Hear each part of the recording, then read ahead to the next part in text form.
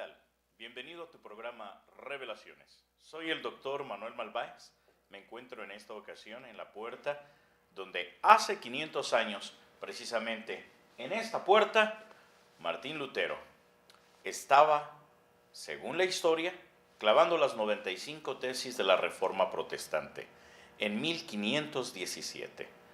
En aquel mes de octubre de 1517, se cuenta que Lutero no se proponía en modo alguno crear una nueva iglesia, sino que el propósito de este monje era el de poder debatir sobre las cuestiones y reformas de la práctica o de la praxia que le parecían condenables y que eran totalmente alejadas del mensaje del Evangelio.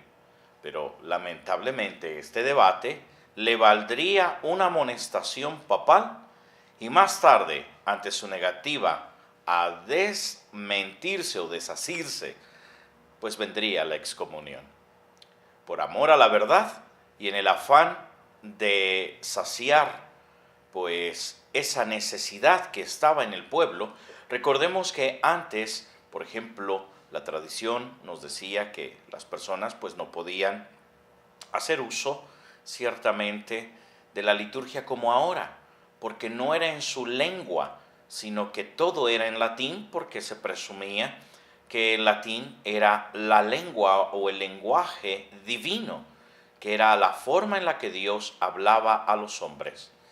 Y pues por amor a la verdad, se discutirían en Wittenberg las siguientes proposiciones bajo la presencia del reverendo o ahora ilustre pastor Martín Lutero, quien era maestro de artes y sagrada escritura, profesor ordinario de esta última disciplina en esa localidad de Wittenberg, y se decía el aviso pegado en la puerta de la iglesia de Wittenberg: por tal razón ruega que los que no puedan estar presentes y debatir oralmente con nosotros, lo hagan aunque ausentes por escrito. Seguía diciendo la convocatoria. A continuación, voy a hacer una selección de algunas de las tesis más significativas. Porque mira, primeramente, Martín Lutero no tenía la idea ni la intención de partir la iglesia y crear un cisma. Era un monje que tenía una sinceridad hacia su fe, hacia su dogma y hacia la tradición. Estaba en contra de la práctica de ciertos abusos que en aquel tiempo pues muchos papas habían cometido, y principalmente el último de ese momento, precisamente que le toca lidiar con este asunto de Martín Lutero y esta situación que él tiene. Quiero que entiendas la posición no tan solo de Martín Lutero, sino de la mayor parte del clero y de toda la nobleza que sabía leer y tenía capacidad de poder comprender las Sagradas Escrituras, sobre todo el Evangelio. La tesis número 6 dice, por ejemplo, el Papa no puede remitir culpa alguna, sino declarando y testimoniando que ha sido remitida por Dios, o remitiéndola con certeza en los casos que se ha reservado. Si estos fuesen menospreciados, la culpa subsistirá íntegramente. Y si nosotros revisamos lo que dice el derecho canónico, pues este dice que todo sacerdote consagrado tiene la autoridad de parte de la Iglesia, no de Dios, de parte de la Santa y Madre Iglesia Católica Apostólica de Roma, para poder perdonar, remitir los pecados en lo moral, pero no en lo espiritual. ¿Qué quiere decir esto el derecho canónico? Lo que explica ampliamente es que todo sacerdote te puede dar un descanso en tu carne si confiesas tu pecado, pero de que vas a enfrentar la consecuencia siguiente, la vas a enfrentar. Entonces Martín Lutero no quería reformar nada con este aspecto, sino que simple y sencillamente que se le explicara a la gente que el sacerdote solamente es un ayudador para poder tener un mayor grado de conciencia, que el sacramento de la confesión estaba enfocado a poder ayudar a madurar la fe y la moral de las personas, mas no hacer místico al señor cura y hacer creer que pues tienen el poder de perdonar pecados, porque pues ellos también son pecadores y también necesitan de perdón. La tesis número 7 dice: mal y torpemente proceden los sacerdotes que reservan a los moribundos penas canónicas en el purgatorio. Lo que estaba explicando aquí Martín Lutero era tan claro como lo dice el derecho canónico y lo dice el catecismo oficial de la Iglesia Católica, que solamente hay dos lugares a donde ir, cielo o infierno, que ciertamente se ha malentendido y confundido el punto y el aspecto del purgatorio, porque no es un lugar donde la gente pueda ir a purgar un pecado, cosa que abusaron algunos sacerdotes de su época, y Martín Lutero simplemente estaba haciendo hincapié a lo que dice el derecho canónico, que se contraponía a ciertas cosas dentro de la praxia. Recordemos que la Iglesia Católica tiene dos clases de liturgia: la liturgia popular, que es la del pueblo, y la liturgia eclesiástica, que es la del colegio cardenalicio, asentado en lo que es el catecismo de la Iglesia y precisamente el derecho canónico. La tesis número 11, por ejemplo, habla: esta cizaña, cual la de transformar la pena canónica en pena para el purgatorio, parece, por cierto, haber sido sembrada mientras los obispos dormían. Pues claro, porque parece que nadie lo había revisado. La práctica era totalmente contraria a lo que estaba puesto en el derecho canónico. La tesis número 16 dice: al parecer el infierno, el purgatorio y el cielo difieren entre sí como la desesperación, la cuasi desesperación y la seguridad de la salvación. Él tenía toda la razón. Solamente hay una forma de llegar a la casa de Dios, y no es por medio de ninguna indulgencia, de ninguna plenaria, de ninguna forma en que la Iglesia ha querido hacer parecer que tiene el poder o como que tienen la patente de la salvación. Él lo que decía es que la salvación se gana ni siquiera por obras, sino por una vida verdaderamente santa, casta y en una perfecta comunión y relación con el Todopoderoso. La tesis número 16 dice, número 20 dice: cuando el Papa habla de remisión plenaria de todas las penas, no significa simplemente el perdón de todas ellas, sino solamente el de aquellas que él mismo impuso, lo cual obviamente al Papa de aquel tiempo pues no le gustó.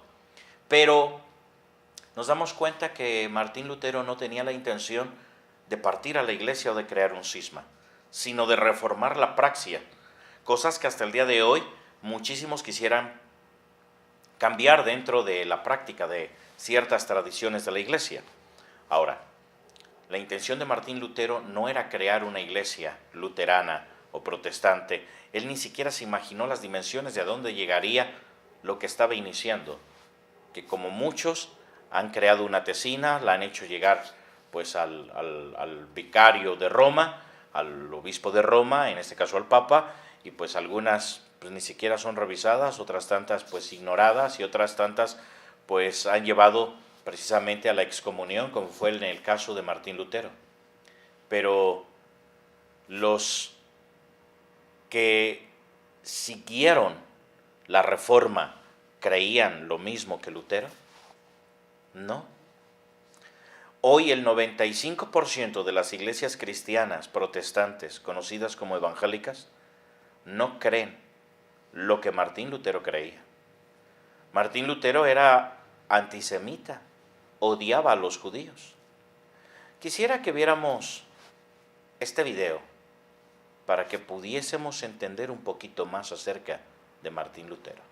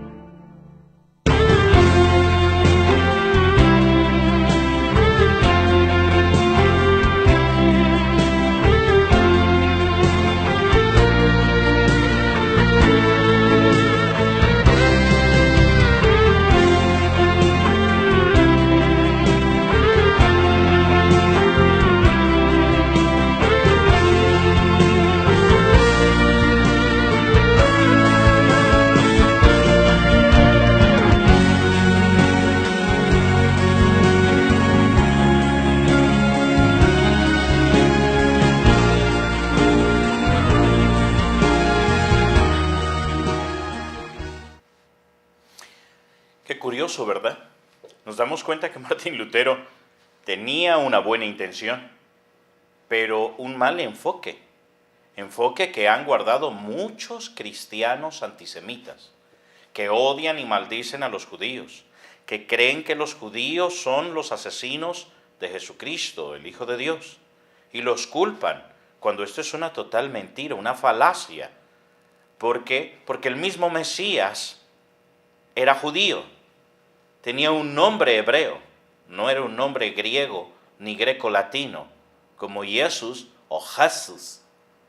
Nos damos cuenta entonces que muchas de las cosas que reformaron a la iglesia ni siquiera estaban cimentadas o basadas en el Evangelio. Muchos, por ejemplo, dicen, Martín Lutero es nuestro fundador.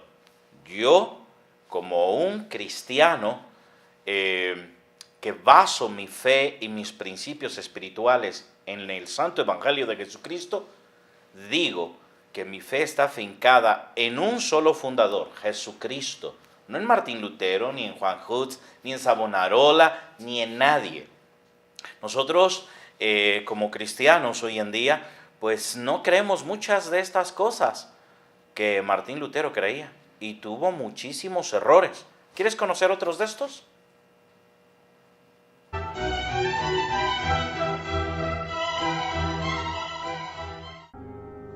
Mientras las artes y las ciencias deslumbran por su esplendor, la vida religiosa se deslizaba desde el fin de la Edad Media por la pendiente de la decadencia doctrinal y moral.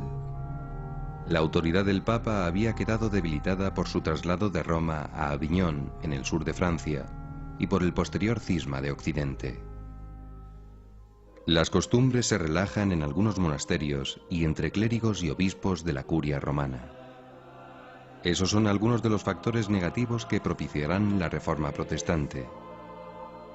A ellos se añaden los conflictos entre papas y emperadores, el auge de los nacionalismos eclesiásticos y un imperio alemán dividido en pequeños principados que verán en el protestantismo una vía para independizarse del emperador católico Carlos V. Ese ambiente de crisis explica, en parte, el éxito de la rebeldía de Martín Lutero. Este fraile agustino alemán comenzó, como muchos antes que él, tratando de reformar la Iglesia, pero terminó separándose de ella y arrastrando al cisma a gran parte de Europa. El primer acto de este gran drama lo inicia en 1517, cuando cuelga una lista de 95 tesis en la puerta de la iglesia de la Universidad de Wittenberg. El pretexto era protestar contra las indulgencias, es decir, la conmutación de penas del purgatorio a cambio de limosnas. Pero Lutero va más lejos y niega otras verdades como la misma existencia del purgatorio y el poder concedido por Jesucristo a la Iglesia de perdonar los pecados. El Papa pide a Lutero que vaya a Roma a explicarse, pero él se niega. El Santo Padre y los agustinos tratan en vano de persuadirle. 3 años después de las 95 tesis, se le abre proceso en Roma. Examinadas sus doctrinas, en 1520, el Papa le invita a retractarse de 41 de sus proposiciones. En lugar de ceder, Lutero incita a la nobleza alemana a asumir su reforma política y religiosa y convoca un concilio alemán al que invita a los laicos. Por fin el Papa condena formalmente la tesis del fraile agustino, que le desafía quemando en público el decreto papal y redactando un panfleto agresivo en el que llama anticristo al Papa. En 1521 el sumo pontífice promulga la excomunión de Lutero, pena máxima consistente en su exclusión de la comunión eclesial y la privación de los sacramentos. Así concluye el segundo acto del drama, que tendrá más tarde episodios sangrientos. En el fondo de la arrogante actitud de Lutero subyace su angustia frente a la muerte y la salvación de su alma. Sus tentaciones contra la castidad y la obediencia le hacen sentirse en pecado habitual. Esto le lleva a negar la libertad en el hombre para obrar el bien, pues imagina que el pecado original ha corrompido totalmente la naturaleza humana. De ahí concluye que la salvación viene solo por la fe en Jesucristo, con independencia de que las obras sean buenas o malas. Una gran pérdida para los que seguirán la vía protestante es su negación del culto a la Virgen y de los santos. Alega Lutero que Cristo es el único mediador entre Dios y los hombres, pero ignora que María es la Madre de Dios y que Él ha querido asociarla a su redención y por tanto a su mediación. Otro de sus errores es reducir la revelación divina a la Sagrada Escritura. Niega el valor de la tradición y del magisterio de la Iglesia. Además, la Biblia debe interpretarse, según Lutero, como le parezca bien a cada uno. Es la doctrina del libre examen, que será el germen de la posterior división de los protestantes en un sinnúmero de iglesias y sectas. Martín Lutero priva a sus seguidores de la gracia, es decir, la ayuda divina que producen los sacramentos. De los 7 sacramentos instituidos por Jesucristo, Lutero solo reconoce 2. El bautismo, que según él solo disimula el pecado original, y la Eucaristía, que él reduce a un simple memorial de la Cena del Señor. No entiende que la misa es la renovación incruenta del sacrificio de Jesús en la cruz. La herejía luterana se difunde rápidamente con el apoyo de muchos de los príncipes alemanes que se enriquecen incautando los bienes de la Iglesia católica y refuerzan su independencia frente a su legítimo emperador Carlos V. La reforma deja de ser una cuestión solo religiosa para convertirse también en un enfrentamiento político y militar. Carlos V convoca a Lutero a una entrevista y fracasa. No ve pues más solución que someter con las armas la herejía luterana y, a la vez, la desobediencia de los príncipes. Comienza así una larga serie de guerras. El emperador vence a los protestantes en Mühlberg, pero más tarde es derrotado en Innsbruck. Finalmente llega a un inestable acuerdo de paz en la Segunda Dieta de Augsburgo, en 1555, por el cual cada región seguirá la religión de su príncipe. Poco después, agotado por tantas luchas, el emperador Carlos V se retira al monasterio de Yuste, donde muere en 1558. Las guerras de religión seguirían asolando Europa hasta la paz de Westfalia en 1648. Sorprendente ver la realidad. Muchos creen entonces que Martín Lutero pues es el fundador del cristianismo reformado protestante. No es así, hubo muchísimos reformadores, él simplemente fue uno más de tantos hombres, más de 25,000 entre intelectuales, religiosos, nobles, príncipes, reyes, gente que no estaba de acuerdo en la práctica de la tradición pues de la Iglesia Católica Romana, pero sobre todo de la práctica del abuso de los papas. Él, por ejemplo, dice en su tesis número 81, esta arbitraria predicación de indulgencias hace que ni siquiera aún para personas cultas resulte fácil salvar el respeto que se debe al Papa, frente a las calumnias o preguntas individualmente sutiles de los laicos.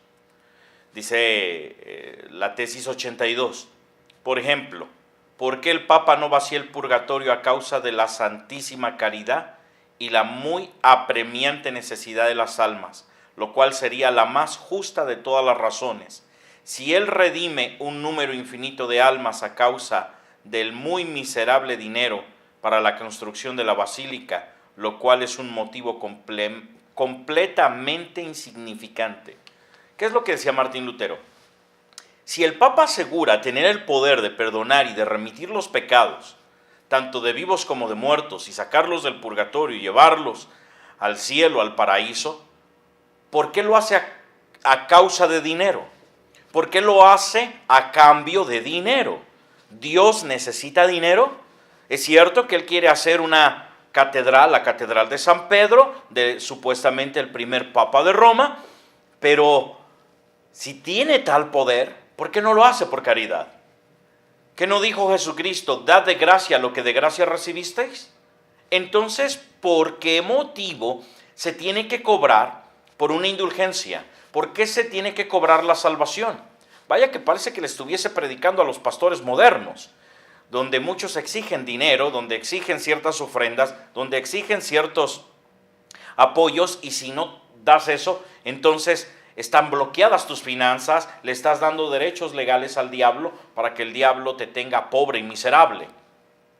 Vaya que no ha cambiado mucho la iglesia desde entonces, y que tanto católicos como protestantes pues parece que tienen el mismo problema, como que no conocen la Biblia.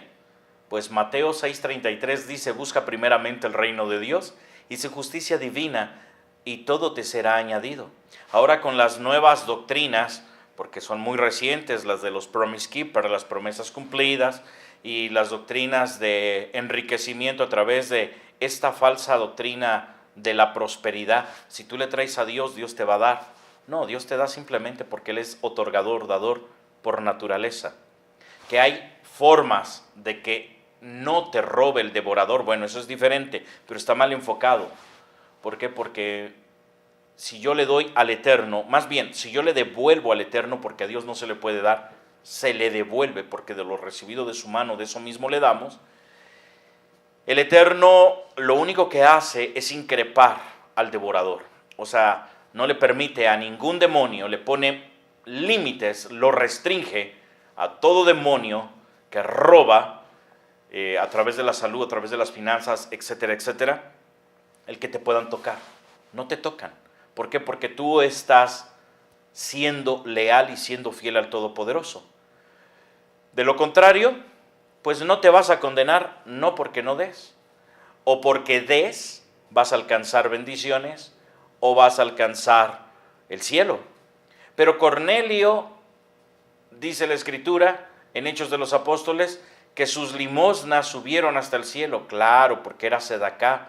¿Qué quiere decir eso en hebreo? Pues él lo que estaba haciendo era dar caridad, era ser caritativo. Cosa que se está diciendo al Papa: si usted tiene el poder de perdonar los pecados, de remitirlos y de llevar a la gente al cielo, no lo haga por dinero, hágalo por amor a las mismas almas, hágalo porque son sus semejantes, hágalo porque es su trabajo. Casi lo mismo se le diría a los pastores: ¿predicas por ganancias deshonestas? No prediques por dinero. Ese dinero se puede invertir en la misma obra, en la misma iglesia. Hay muchísimas iglesias que pagan renta, hay iglesias que no tienen ni siquiera un predio. Créeme que si todos tuviesen un nivel de conciencia, sería otra cosa tan diferente. Pero Martín Lutero, nos acusan a nosotros de que Martín Lutero y los cristianos no creemos en la Virgen. Pues vamos a ver qué pensaba Martín Lutero y a ver cómo piensan los cristianos de hoy en día. 5 sorprendentes afirmaciones de Martín Lutero sobre la Virgen María. Martín Lutero es un nombre conocido para muchos cristianos. Él es considerado como el padre de la Reforma protestante, y la mayor parte de las actuales religiones autodenominadas cristianas tienen su origen histórico en su protesta. Pero ya han pasado 5 siglos desde entonces y muchas cosas han cambiado en el mundo protestante. Gran parte de la doctrina que Lutero creía y defendía ya no son aceptadas por las nuevas comunidades protestantes. Es por eso que muchos de ellos se sorprenden al leer, entre muchos otros temas, las afirmaciones que él hacía sobre la Santísima Virgen María. En este vídeo solo mencionaremos 5 de ellas. María es madre de todos nosotros. María es la madre de Jesús y madre de todos nosotros, aunque Cristo solamente fue quien reposó en su regazo. Si Él es nuestro, deberíamos estar en su lugar, ya que donde Él está debemos estar también nosotros, y todo lo que Él tiene debe ser nuestro, y su madre es también nuestra madre. Sermón de Navidad de 1529. A María nunca podremos honrarla suficiente. María es la mujer más encumbrada y la joya más noble de la cristiandad después de Cristo. Ella es la nobleza, sabiduría y santidad personificadas. Nunca podremos honrarla lo suficiente, aun cuando ese honor y alabanza debe serle dado en un modo que no falte a Cristo ni a las Escrituras. Sermón de Navidad de 1531. María es Madre de Dios. Ella con justicia es llamada no solo Madre del hombre, sino también la Madre de Dios. Es cierto que María es la Madre del real y verdadero Dios. Sermón Concordia, volumen 24, página 107. María fue concebida sin pecado original. Es dulce y piadoso creer que la infusión del alma de María se efectuó sin pecado original, de modo que en la mismísima infusión de su alma ella fue también purificada del pecado original y adornada con los dones de Dios, recibiendo un alma pura infundida por Dios, de modo que desde el primer momento que ella comenzó a vivir fue libre de todo pecado. Sermón de 1527. María no tuvo más hijos. Cristo fue el único hijo de María, y la Virgen María no tuvo otros hijos aparte de él. Me inclino a aceptar a quienes declaran que los hermanos realmente significan primos, aquí ya que el escritor sagrado y los judíos en general siempre llamaban hermanos a los primos. Sermón de 1539. Si te ha gustado este vídeo, dale a like y no olvides suscribirte a nuestro canal. Muchas gracias y que Dios te bendiga. Vaya que había mucha desinformación, incluso en el clero, como lo hay el día de hoy. Porque María no es Madre de Dios, no es esposa del Espíritu Santo, ni lo único que sí les acepto es que es hija de Dios Padre, creada por el Todopoderoso. Pero no puede ser Madre de Dios, es madre del cuerpo físico de Jesús, del Mesías, de Yahshua HaMashiach. Mas no es madre de la naturaleza divina, no es autora de la naturaleza de la deidad, porque entonces sería una diosa. No puede ser venerada, no la puedo llamar mi madre, por una razón, porque ella es una criatura que duerme en la esperanza de la resurrección. Evangelio de Juan capítulo 3 versículo 13 dice que nadie subió a los cielos sino aquel que descendió del cielo, el Hijo del Hombre que está en el cielo. Romanos 8:34 dice que Él es el único que está sentado a la diestra de Dios Padre, intercediendo por la iglesia.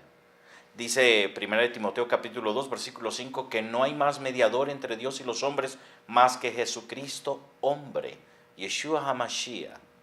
Entonces nos damos cuenta de que muchas de las cosas, incluso que creía Martín Lutero en su momento, estaban mal cimentadas y mal enfocadas, gracias a la literatura de Alfonso María de Ligorio y su libro Las Glorias de María. En su tesis 86, Martín Lutero dice, del mismo modo, ¿por qué el Papa, cuya fortuna hoy es más abundante que la de los más opulentos ricos, no construye tan solo una basílica de San Pedro de su propio dinero en lugar de hacerlo con el de los pobres creyentes?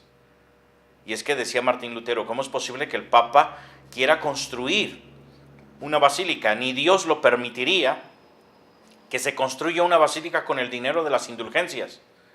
O sea, hace que es a costa de la carne, de la piel y del alma quemada en el infierno, que no se hace una iglesia para Dios. Dice la tesis número 90, reprimir estos sagaces argumentos de los laicos solo por la fuerza, sin desvirtuarlos con razones, significa exponer a la iglesia y al Papa a la burla de sus enemigos y contribuir a la desdicha de los cristianos. Era muy sano lo que quería Martín Lutero, pero lejos de querer ser el padre fundador de una iglesia protestante. Hoy la mayoría de todas las congregaciones en el mundo que no son católicas y a las cuales llaman evangélicas o protestantes, ni siquiera creen todo lo que creía Martín Lutero. Por último, dice en su última tesis, número 95, es menester exhortar a los cristianos a confiar en que entrarán al cielo a través de muchas tribulaciones antes que por la ilusoria seguridad de paz. Y esto lo dice el mismo Jesucristo: yo no vine a traer la paz, vine a traer la guerra, vine a traer cierta persecución sobre ustedes.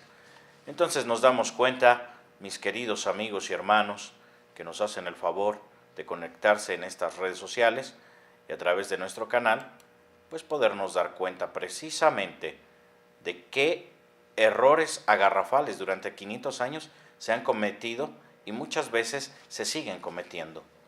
¿Por qué? Porque no conocemos la historia. Nosotros no somos ni protestantes ni evangélicos, ni hermanos separados, sino somos lo que dice la Biblia. En Hechos de los Apóstoles 11:26. Y cuando lo encontró, lo trajo a Antioquía, y se reunieron con la iglesia por todo un año, y enseñaban a las multitudes, y a los discípulos se les llamó cristianos por primera vez en Antioquía. Dice en la misma Biblia que aquellos que siguen a Jesucristo y se hacen sus discípulos serán llamados cristianos. Y eso es lo que somos. Afortunadamente, hoy en día, el Papa Francisco tiene una visión muy diferente de toda la obra de Martín Lutero y de toda la obra de las iglesias cristianas evangélicas separadas protestantes.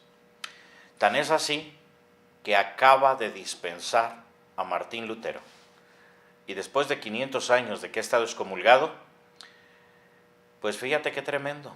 León X maldijo a Martín Lutero y a todas sus obras intelectuales, y pues a todo lo que él hizo, que se le atribuye, bueno, que es padre de la Reforma Protestante, aunque realmente no él no es el padre de la Reforma Protestante. Fueron más de 25,000 hombres que estuvieron involucrados en esa reforma. No fue trabajo de un hombre, y menos de Martín Lutero. No es nuestro ídolo, ni nuestro campeón, ni nuestro héroe. Nuestra única inspiración es Jesucristo y obviamente que el Espíritu Santo. Y bueno, qué bueno que hoy en día quiera tener más hermandad el Papa de Roma, pues con el cuerpo evangélico protestante, como tan descalificadamente se le ha llamado por tantos años, al grupo cristiano que no comulga con todas las ideas que dice el derecho canónico y la tradición de la Iglesia. Pues Francisco I ha quitado la excomunión a Martín Lutero, y ahora los protestantes tienen el derecho, por orden papal, de poder comulgar dentro de la Iglesia católica.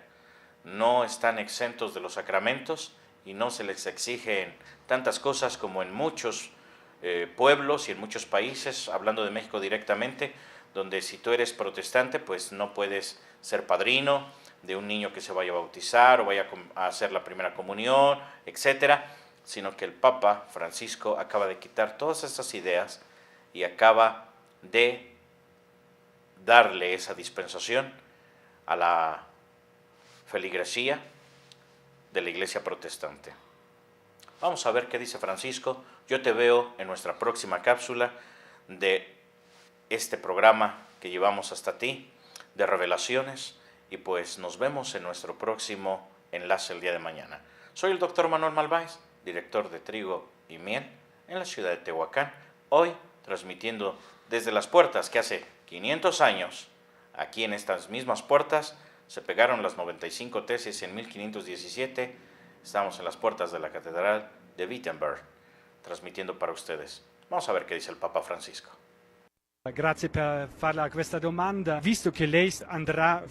Gracias por poder hacer esta pregunta. Ya que usted irá en 4 meses a Lund, Suecia, para conmemorar el 500 aniversario de la Reforma, creo que quizás es el momento adecuado para no solo recordar las heridas de ambas partes, sino también para reconocer los dones de la Reforma, y quizás también para anular o retirar la excomunión de Martín Lutero. Gracias. Io credo che le intenzioni di Martin Lutero non erano sbagliate. Era un riformatore. Creo que las intuiciones de Martín Lutero no eran equivocadas. Era un reformador. Quizá algunos métodos no eran los adecuados, pero en aquel tiempo, si leemos la historia del pastor, por ejemplo, un alemán luterano que después se convirtió cuando vio la realidad de aquel tiempo y se ha hecho católico, vemos que la Iglesia no era realmente un modelo a imitar. Había corrupción en la Iglesia, había mundanidad, apego al dinero y al poder. Y por eso él protestó. Non era proprio un modello da imitare. Lui ha protestato, poi era intelligente e ha fatto un passo avanti giustificando. Además, era inteligente y ha dado un paso adelante justificando el por qué hacía eso. Luterani e cattolici, protestanti tutti, siamo d'accordo. Y hoy luteranos y católicos, protestantes y todos, estamos de acuerdo sobre la doctrina de la justificación. Sobre este punto tan importante, él no estaba equivocado. Lui ha fatto una medicina alla Chiesa. Él ha hecho una medicina para la Iglesia. Después esta medicina se ha consolidado en un estado de cosas, en una disciplina, en un modo de creer, en un modo de hacer, en modo litúrgico. Pero luego no estaba él solo. Estaba Calvino, y detrás de ellos, ¿quiénes estaban? Los príncipes. Debemos meternos en la historia de aquel tiempo. Es una historia no fácil de comprender. No fácil. È una storia non facile di capire, no? Non facile. E poi sono andate avanti le cose. Oggi il dialogo è molto buono. Quel documento sulla giustificazione credo che sia uno dei documenti ecumenici più ricchi, più profondi, ¿no? Después fueron adelante las cosas. Hoy el diálogo es muy bueno. Ese documento sobre la justificación creo que sea uno de los documentos ecuménicos más ricos, más profundos. Está de acuerdo. Hay divisiones, pero dependen también de las iglesias. En Buenos Aires había 2 iglesias luteranas. Una pensaba de un modo y la otra de otro modo. También en la propia iglesia luterana no hay unidad. Si respetan, si aman. Se respetan, se aman. La diversidad es lo que quizá nos ha hecho tanto daño a todos. Y hoy tratamos de retomar la entrada para reencontrarnos tras 500 años. Yo creo que dobbiamo pregare insieme. Debemos rezar juntos, rezar. Por eso la oración es importante. Segundo, trabajar por los pobres, los perseguidos, por tanta gente que sufre, por los refugiados. Trabajar juntos y orar juntos. Y que los teólogos estudien juntos buscando. Esto es una historia larga, larguísima. Una vez he dicho bromeando, yo sé cuál será el día de la unidad plena. ¿Cuál? El día después de la llegada del Hijo del Hombre. Porque no se sabe. El Espíritu Santo hará la gracia, pero mientras tanto, rezar, amarnos y trabajar juntos, sobre todo por los pobres, por la gente que sufre, por la paz y tantas otras cosas, en contra de la explotación de la gente, muchas cosas por las cuales se está trabajando conjuntamente. E tante cose che si sta lavorando congiuntamente. Para Radio Vaticano, Mercedes de